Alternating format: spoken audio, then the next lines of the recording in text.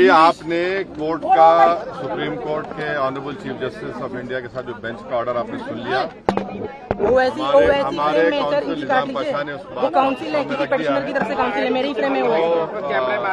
आइंदा फिर जब पेशी होगी हम लोग कोशिश करेंगे, तो यही बात करें और कुछ आज मूवमेंट क्यों कर रहे हैं?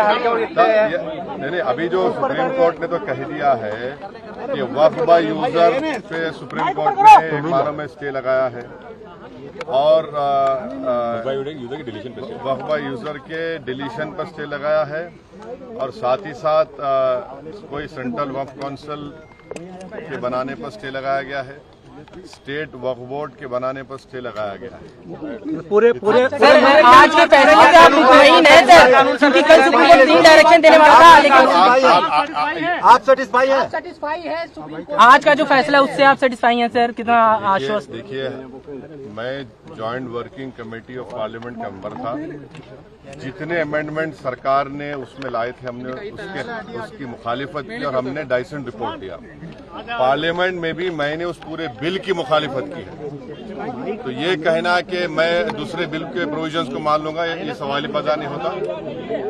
हम पूरे उस बिल को उस एक्ट को अनकॉन्स्टिट्यूशनल मानते हैं और ये आर्टिकल 25, आर्टिकल 26, 14 और 15 और 29 का ग्रेव वायलेशन है। ये हम पहले से ही बोल दिया है और आज फिर आपके सामने रिपीट कर रहा हूँ।